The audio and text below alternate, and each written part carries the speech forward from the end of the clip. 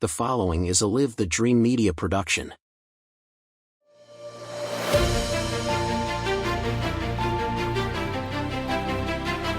Hello and welcome to the Faith Family Schools podcast with your host Christopher DeSimone.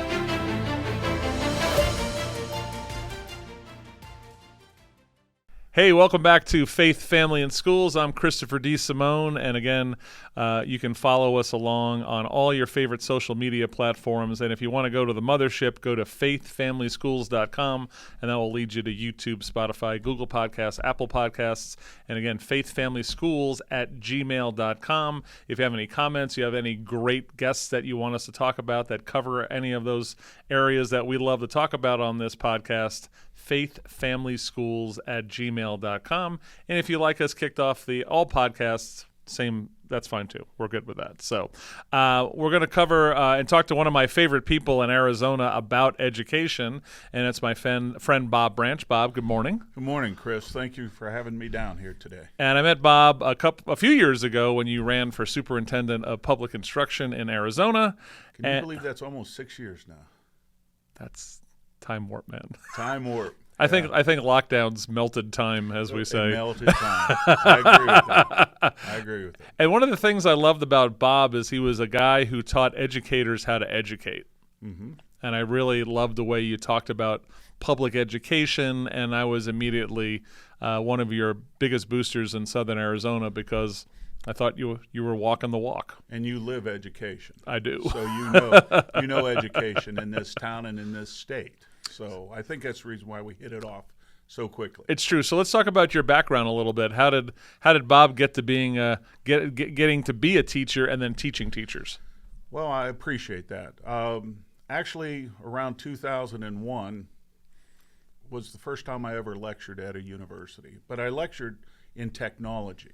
Okay. I was asked to do some things happened during 9/11 where technology-wise, my company, we owned a database development firm, was able to help another company. And that one of their persons there asked me to go and talk to their students about what we did and how we transferred over some data. Okay. And I just fell in love with it. I came home, told my lovely wife, Adele, I said, this is what I want to do the rest of my life. Wow. And so about 6 months later, I was asked if I would like to have a standing gig teaching at the university, and it was like, well, sure, I would like to do that. Then since that time, became Dean of Education, Dean of Technology, Campus Director. I've designed many bachelor programs, 3 MBA programs, and 2 PhD programs. And at Grand Canyon, actually one of my students, when I was dean at another university, her name was Ann Nelson. Ann was just starting the doctorate program at Grand Canyon. And when she heard that I was leaving the university that I was working for, she asked what I was going to do. I said, well, Ann, I'll tell you what, I just want to teach. That's it. No more administration for me, just teach. Right. And she goes, well, why don't you come over to Grand Canyon and teach here? First of all, it's faith-based, but second of all, you'll like the doctorate program because it was pretty much the one I designed for this university I was teaching. Well, that helps. It helps. So, I fit in really well with that. And, love Grand Canyon. It's a great university. I designed an MBA program for Liberty University, and that's how I became a professor at Liberty University, too. And that's Jerry Falwell was still alive then when I became professor there and designed that course. It was an online MBA program. I designed one for Western Governors University as well. And that's how I came into education. My doctorate degree is in leadership and organization with focus on information systems. Okay. So we were able to, when I went over to Grand Canyon, teach leadership to their doctorate students in education. And their program teaches teachers how to run large learning organizations, and I fit into that mold really well, being able to teach them. And that's what I taught mainly for the past decade. Is So how to those run large so learning those people organizations. taking that doctorate program were moving on to run what kind of educational institutions? So these were mostly teachers or vice principals or principals Okay. wishing to become superintendents and how to run, large organizations instead of just myopically inside their own schools. So I'm kind of glad having this conversation about teaching the teachers, and you were at a faith-based place that hopefully was not as indoctrinating as other universities out there. But so talk about these fresh minds or people who are coming from these educational institutions coming to your class. What kind of baggage did they bring with them in relation to intellectually into that class that you noticed was kind of what was some of the common baggage, intellectual baggage brought into from those places? Well, just looking at quality of writing, this is the first thing that was glaring to me. Right.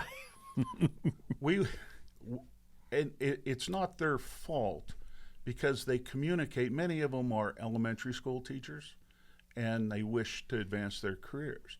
So they're used to talking and communicating with, 8, 9, 10-year-olds in long, drawn-out sentences and long, drawn-out paragraphs instead of 3 or 4 sentences per paragraph. Sure. To have a thought or idea.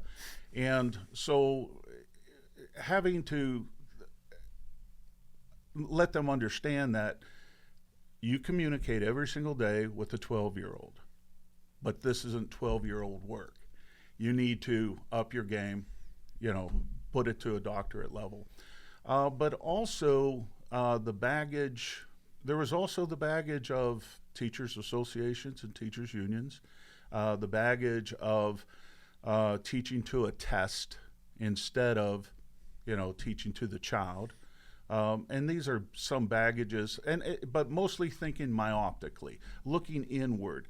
These are my students, my class, instead of holistically, how can I help the schools? How can I help the school systems?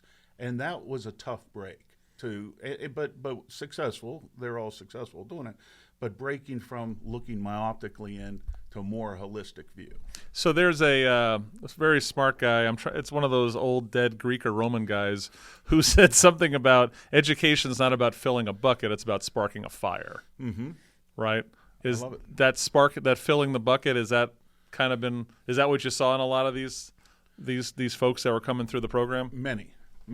Yeah, that's right. And because that's how, when they graduate from, let's say, their bachelor's degree and they get their teacher's certificate and they go in and teach, what ends up happening is they're excited. They want to teach. They have a passion. And I think that's the spark, right, that we should be igniting. Right. But then they show up and let's say they're to teach a third grader and they understand the curriculum and they want to teach third grader. However, half of their students aren't even to the third grade level yet. All of a sudden, reality hits them. Right. And that way, now you have the bucket. How do I backfill this? How do I do this? And that's not fun to try to backfill the bucket while you have all these other kids that are also maybe out there. Or there's a lot of kids that want that spark, right? But we have a habit in this state, or some politicians have a habit in this state by saying we don't have good teachers. I sincerely disagree with that. We have great teachers. We just don't allow them to spike or spark that fire, right, that flame. And I think that we should, actually. So what are we doing to repress the fire sparking of good teachers? Well, I appreciate that. I actually, since this is one of your first, I brought you a gift. Oh, no. This is the first time we've ever opened a present on Faith, Family, and Schools. Well, you're new. Well, thank you. maybe this will trend. When I first saw it, I thought it was a pickleball racket, but it's not a pickleball racket. It's not a pickleball racket. It's not. I guess my generation is going for pickleball nowadays, but... Let's see what we got here. This is not a put on. I do not know what's in here.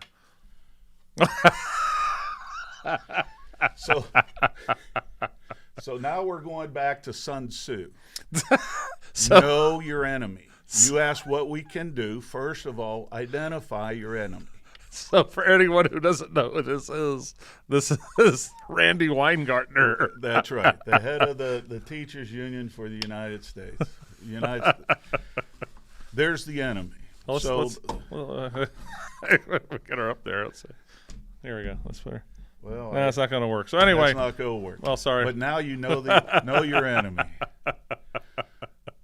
Well, Sun Tzu said, know your enemy and know yourself, Right. right? And in 100 battles, you will not feel defeat, right? So you ask, what can we do about it? First of all, identify the problems. We have the right in this state to have local control.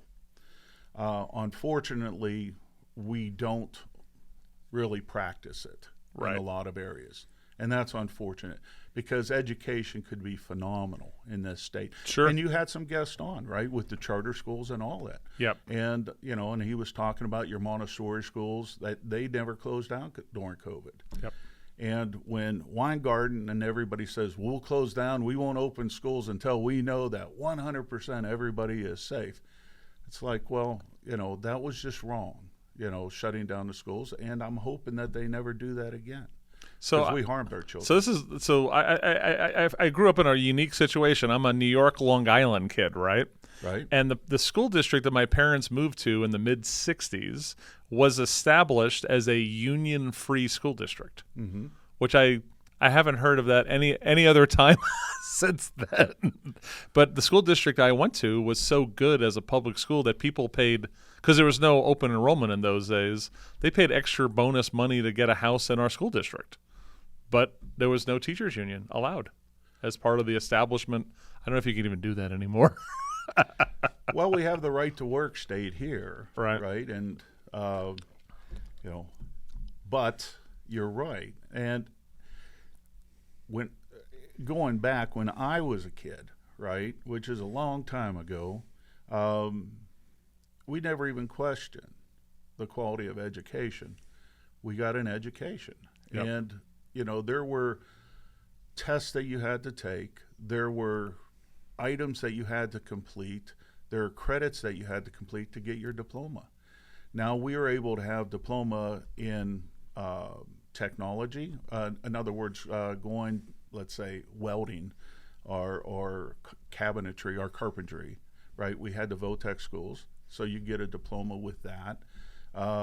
You had other ones where secretarial was a big thing when I grew up. So my mom did that. Yeah, or academics. Yep. And, one of the three. But you had to make sure that you were able to complete that. Now, I went academics, and that prepared me for college. Yep. I felt very prepared when I went off to college. So are teachers unions necessary? Right, because when I think of unions, like I'm thinking like Welsh coal miners when they first kind of started, right? Sure. Was competitive pay and a safe working environment, and right? you didn't want children down in the mines, right? Right. And that was the big thing, right? So my thing is, labor. When I look at teachers union, they stink at competitive pay, and they don't do the best time keeping it a safe working environment for their teachers. What I believe though is they're not focused on the child or education. They're focused on making sure that they can teach failing schools open, keep administrators that shouldn't be there, and teachers there. And I think that's... And accumulate members. And accumulate members and get more money. When you heard Red for Ed in this state, it wasn't, pay us 20% more and your child will be 30% more educated. There was no matrix put on the learning of the child. It was just give us more. Sure. And it's always give us more. I want to see a matrix put on there. I want to see if we pay you more, what is the results? Right. And that's unfortunate because we don't have that. And it's funny you ask about the union because I brought the enemy. For me, I've seen teachers take pay cuts to go to schools that are charter schools that are away from this teachers union dynamic of K-12 publics, right? And because they want to feel like a teacher again. I kept on hearing that over and over again. I'm getting off the state retirement program. I'm going to a 401k, and I'm going to take a $4,000 pay cut every year to not hang out with Randy and the crew. Hand out with Randy and the crew. But that's true. And I think if you go back and look at those teachers, like your guest last week was talking about the charter schools, the quality of life for those teachers are better. Right. So they're willing to take the pay cut, not just to teach, but their quality of life is better. Sure. First of all, they beautiful school system. They have children there that want to learn, and they're able to spark that education that you were talking about. And I think that that's very important. School choice is obviously something that I'm, was a big proponent of and still am, right? Yep. I brought this. This was like when I ran for superintendent, the very first thing was dismantle the U.S. Department of Education. Dismantle the U.S. Department of Education. Now, my political opponents, because in 2018 I ran for superintendent of public instruction as a statewide race in Arizona, and they say I lost by 249 votes. But I came out of the gate to dismantle the United States Department of Education. My political opponents on the Republican side told everybody, oh, Dr. Branch is out to harm children. That will harm children. And it was like, harm children? Are you kidding me? Well, now I look like a visionary, because if you look at any of the presidential candidates now for the Republican, very first debate, 3 people said we got to get rid of the Department of Education. Vivek, he's the one that started right at the bat. Get rid of it. Just let the states keep their money.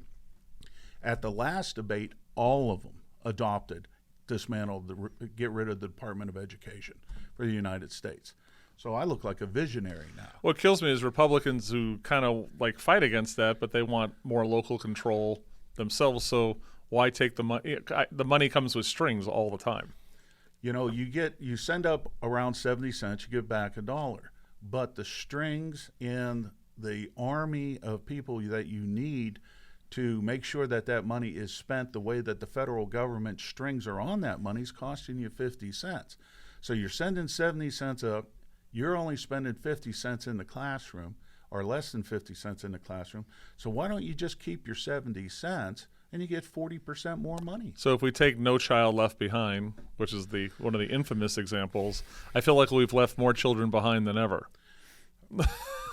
Is that an inaccurate statement? We have left the child behind in many of our public schools. And that's unfortunate, especially now with COVID. Yep. What are we doing to get all of these students up and running and back where they were? Remember, the first grader didn't finish first grade, right? They went in March of 2020, they left school. Around April, late May, they decided, okay, we can have an online portion of this, but less than 10% even showed up for that last month.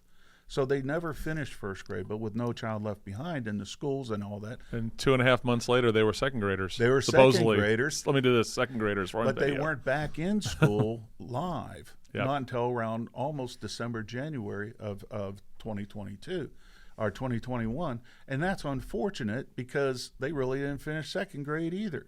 Yep. Now you have that poor third grader teacher that has a spark and comes in and said, boy, I can't wait to teach, Chris or Bob, third grade, and they really didn't even finish first grade. Where's the parents' rights? Where's the parents' rights to know that their little Johnny or Jill is not at grade level that they're in? So one of the infamous districts in Tucson is Tucson Unified School District. Mm-hmm. Ideologically driven, poor academics, discipline problems, they got it all. And I will tell you that the superintendent of the school, who I like, Gabe, came on my radio show, Wake Up Tucson, where we love to nice plug all the time. Bob's running for state State Senate, too. Running for state Senate, LD 25. What's the website, real quick? DrBobBranch.com. Thank you. And so what happened was, this is like a month ago, he literally admitted to me that, and this is a school that has an 18 to 20% of the students, 35,000 students, reading at level for the entire school district, right? 18%. One of our reels that I did with Clint here on their web podcast, I suckered him in. I said, "Hey Clint, what percentage of kids at TUSD are reading at level?" And he said, "Well, I think you're suckering me, so it's got to be 40 to 50%." I'm like, 18. He's like, 18%. "What?" Holy. Wow. Sunnyside's worse. They have 12%. And Wow. that's about 15 to 16,000 kids. So what happened was the Gabe Trujillo, the superintendent, literally said, I got pretty much, especially my elementary school kids are so far behind right now. But the board, which is ideologically driven, and they're swimming in all that federal money. That's right. They've done nothing to catch those kids up. So the answer to your question, what are we doing to catch those kids up? Not much.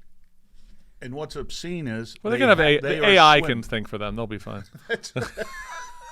What am I thinking? What am I thinking? Yeah, obviously. You know, we'll get on to ChatGPT and all that in a little bit. But the obscene thing is they are swimming in that federal money. And that money, a lot of that money is designed to catch the kids up. And they do not have the programs. And unfortunately, many of the parents do not know that their child is not functioning at that grade level.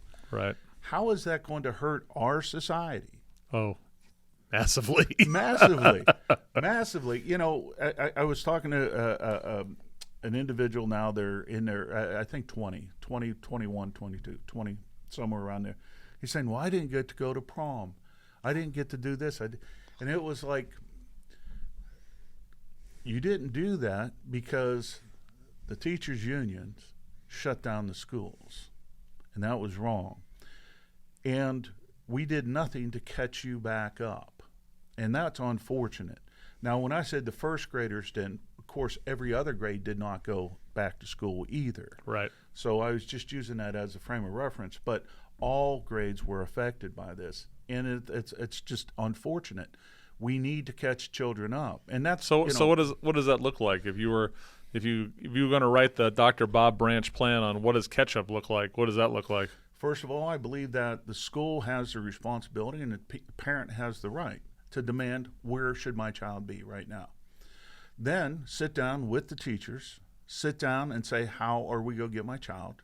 And that's really has to be happening at the local level. Yep. The school boards, you and I have talked about this many, many times.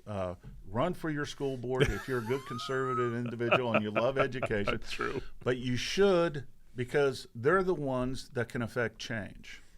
Unfortunately, many of our school boards are just a rubber stamp for their superintendent, and that's unfortunate. Right. We can't have that. We have to say, okay, many of the parents were put in limbo as far as their jobs go during COVID. Many of the business owners, some of them lost their business. Yep. Everybody was displaced because of it. We can't ignore that our children weren't either. They were displaced, and we can't ignore it, and we have to go back and fix it. We already had social promotion going on in school as a problem before COVID. Right? And so maybe we were socially promoting possibly 5 to 20% of the kids. Well, we just socially promoted 97% of the kids over a 2-3 year period. Well, at least 83% if 17% can't read. And, you know, and that's they're still promoting the kids that can't read. Are you crazy? How unfortunate is that? I mean, the taxpayers pay for education. So if you're paying for education, then why can't the taxpayer come and demand that your child get educated? It's always about ignorance, right? It's about ignorance. Or the schools sending home report cards that aren't reflective of really what the child's work is. And that's happening. as far as, with the No Child Left Behind. The people are just move forward, and parents are like, well, my kid's obviously doing well. And it's not true. Before COVID, we had an educational gap between the haves and have-nots. With COVID, if you are able to keep your child in a private school, a parochial school, or a charter school, or a Montessori school, they're accelerating. Yep. They're way beyond their peers right now. They're way beyond their peers right now. So that gap that we had prior to COVID, and that was something that, dismantled the United States Department of Education, that I was actually trying to fix. I was trying to fix education in this state. I wasn't running for another office. I was running to fix that. Yep. But now, because that gap, it shouldn't be there. But now that gap is the Grand Canyon between the people that were able to keep their kids, that is the people with school choice, right? That were able to keep their child in one of those schools. Their child now is accelerating compared to their peers in many of the public schools. So one of the themes that have run through any of our school discussions so far on Faith Family Schools is the silver lining of lockdowns, which was parents, a good portion of them finally figured out what the hell's going on in my school, right? What are they teaching my kids? How poorly they're teaching my kids? They finally woke up, right? So that's why we're seeing that homeschool burst, charter school, private school, empowerment scholarship like we have in Arizona. But I guess that's the one, if we're going to give a silver lining to lockdowns during COVID, is a portion of our parents finally did wake up? Well, and we see that, unfortunately, we see that in a negative light, because it's very positive that the parent is actually going to the school board and raising heck. However, with the DOJ and all that now branding parents terrorists are going to their school board meetings and demanding, I think is absolutely wrong. But you see that now, that these parents are waking up. Yep. They're going to school board meetings and they're demanding. And that's good. More advocates out there. Get out there and go to your school board meetings and ask for great education. Because we can deliver. We can deliver great education. Get this lady out of our way. I'll put up Randy one more time. We're gonna have to put a disclaimer warning on this, that we're showing this 3 times during one episode of. Well, actually, my wife. This episode of Faith Family School, rated R. Rated R. That's right. Viewers' discretion is required. But Adele said, she said, well, is that a joke? Is that actually not a joke? She's the enemy. That whole indoctrination of what they're trying to do at the federal level down to the state level. Because what a lot of people don't understand is, in this state, you have local control. If Chris wanted to open up his Chris school tomorrow, you can open up your Chris school tomorrow. If you have under 50 students, life is good. You can do whatever you want. As soon as you start taking state money, okay, there's strings attached. You give up local control. Then once you take federal money, then you're giving up local control. So what ends up happening is the federal government tells you basically how to educate your children. And I don't think the federal government should be involved in our state's education. What is good for New York may not be good for Alaska. And what's good for Alaska may not be good for Arizona. Sure. We don't know. Or California and that. The idea is have local control. If you have local control, you can fix the problems. So let's talk about teaching to test, because that's something you talked about earlier in the episode. Right. And I've talked to one of the local school districts here on the east side of Tucson, which has been named one of the best school districts in Arizona. When I've talked to their teachers who actually left that district to come to our charter schools that I was one of the board members of, they said they didn't like teaching to the tests. Mm-hmm. So how do we, because we want to have some sort of measurement of, are these kids learning, but at the same time we don't want to teach to the test. Mm-hmm. So what is the middle way of looking at attainment and measuring it, but also not putting teachers in that dynamic that they're just teaching to a test that has very short-term recollection kind of skills that we're learning, but not deep learning? What's the way through that? Well, and I just had this conversation over in Buckeye on Saturday. They had the Buckeye Sangria Oktoberfest kickoff. Wow, that's a hell of a title. So I was over there actually campaigning again, running for LD25 Senate. Little plug there, but we were talking about assessments. The person was arguing with me that, well, teaching to a test is horrible. Well, they're not going to get any argument from me. But you need assessments. In education, we teach the teachers in college how to assess. We teach the teacher how to assess. We teach the teacher to say whether or not that child can move forward or not. We teach them that. Yep. And we take that ability away from them as soon as we hire them. You know, you can't go to your principal now and say, Bob should not move on to the third grade. Right. You may be able to say that, but nothing's going to happen.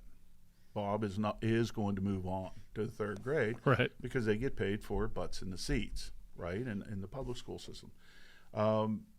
We see how,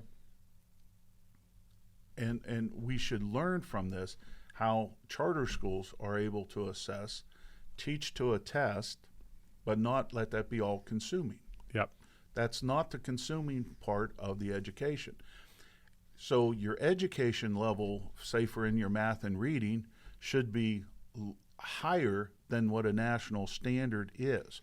And if it's higher than a national standard, then the child will kick butt on that national test in the fourth grade and eighth grade, you know, and they'll do that. But we also have to assess what level that child is at.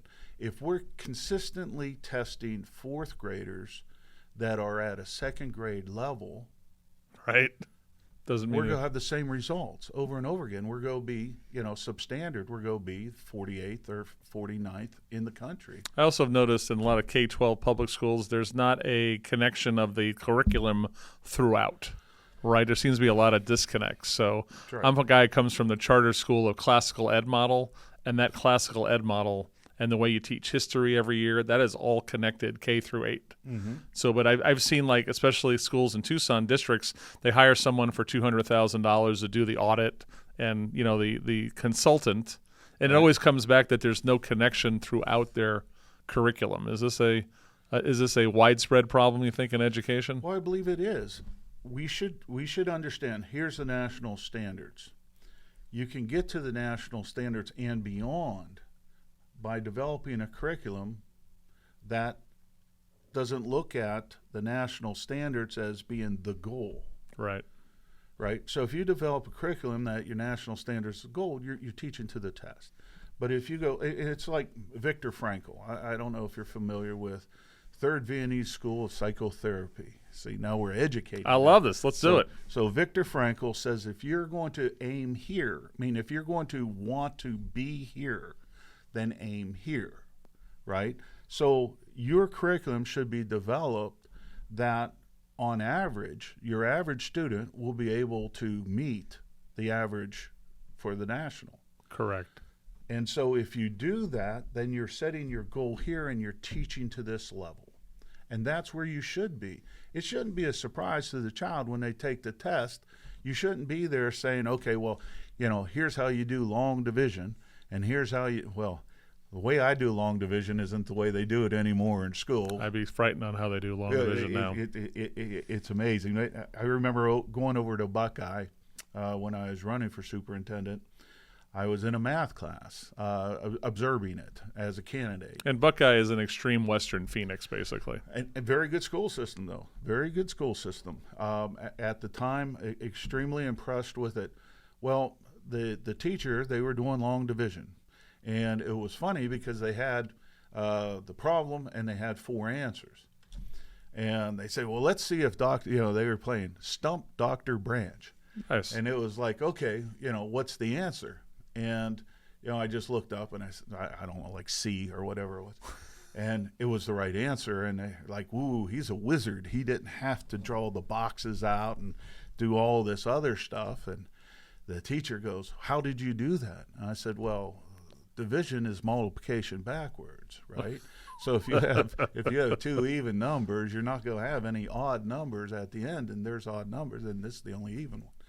And he looked at me, he goes, "Well, that's not how we teach." And it's like, well, that got me through my doctorate degree. So, that's how we do figuring out here. That's back when we did reading, writing, arithmetic, right? But the object, though, is you ask how we do assessment. Look at what the charter schools are doing. They are setting their sights beyond what the national average is. Amen. You're right. And we have to go beyond that. If we're saying our goal is to be average, we're fools. That should never be our goal in anything in life. Amen, Robert. Sing it. All right, let's do this. We're gonna come back and do a second episode with Bob, and we're gonna focus on higher education in the college world as a professor and a dean in that world. There you go. So I want you to do this. We're going to call it a day for this episode of Faith, Family, and Schools, America's Road Back. And again, faithfamilyschools@gmail.com for any of your comments. And, of course, follow us on Facebook, Instagram, and all of those time-wasting social media, but valuable, don't get me wrong. But we'll see you on the next episode of Faith, Family, and Schools.